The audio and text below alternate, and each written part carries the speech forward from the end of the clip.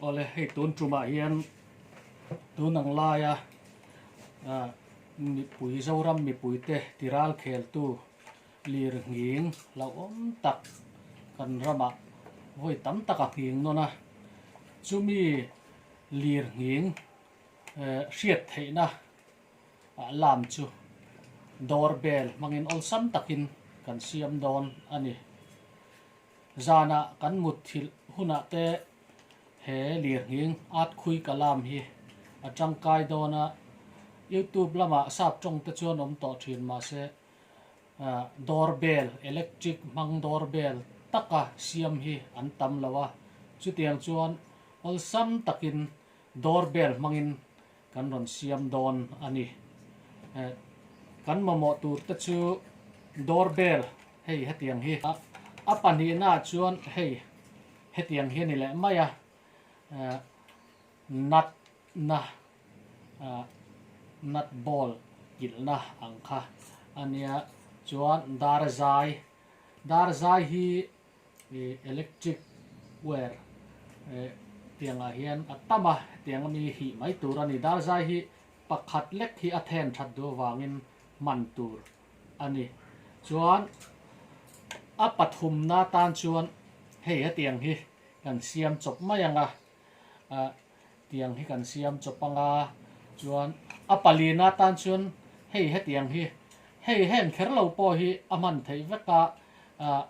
thir ti bial mai te po aman thei ani hetiang tu rem chang karen kal thei na sim kha chu aman thei vek ani hei alai hi kotur ania chu tiang chu aman thei vek ani chuan wire ani le maya electric kan man don awangin hei 3 pin hi amo 2 pin amo angai tel boka chu ni plaka kan vu mai dona hatiang khan kan ron siam don ni chung zong chu kan mamo te chu ne wire ne ama saberin hei hi ti hian kan nei ta a hemi hi a in tur ania chuan hei hi karen kal theina turin ti hian kan vu ta a ke chuan anung lama hei werin ka zoma hei ti hian ka timaya chuan chu doorbell nen kan phun zomang hemi pin atanga lo chuak 3 pin amo 2 pin atanga mo lo chuak kha 3 pin mo 2 pin amo atanga lo chuak wire pakhat zok kha heta hian kan thlungang ti hian ti khan kan thlung ta a ti chuan hemi pendulum thil then thei hi kan vuah chho ve le don ni heta hian kan thil tanganga kwa hian ti hian kan thil tanganga tlai hi level in level takangai ve helai zone chho hi ke chuan heta hian ka ver chowa ma se ver lo pon ol samjong pon heta mi kha heta hian da thei thawa khatian khan ol samjong khan a siam thei veka chuan ti hian kan thil tlanga perek te a hian kan bat ve le don ani ti khan ni ta chuan hemi le lam hi hemi le lam pang pakhat 3 pin le lam pang kha khoya nge kalang kan ti chuan 3 pin le lam pang pakhat hi doorbell a 3 pin atang direct in a lut ve le don ani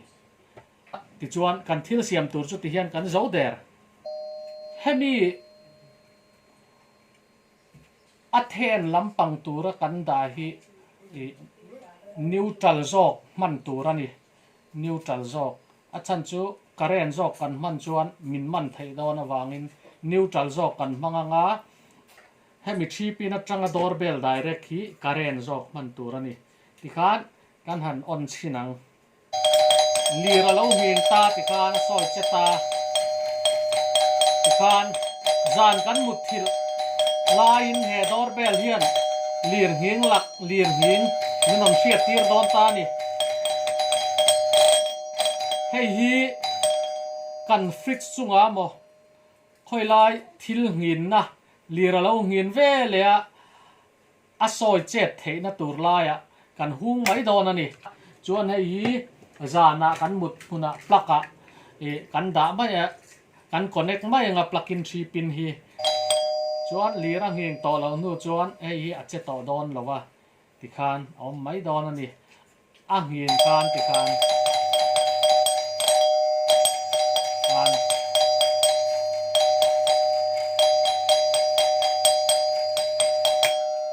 an ol sam takin lirang hing ani ti kan tha thei don ani heng hi earthquake alarm siam dan ol sam tak ania tu nang laya lir hing in kan ram ati buai em a chu wang chuan heng hi lo siam ve ula thil dang manga siam ai chuan doorbell manga siam hi ol sam zok ani ti kha kan han soi du ani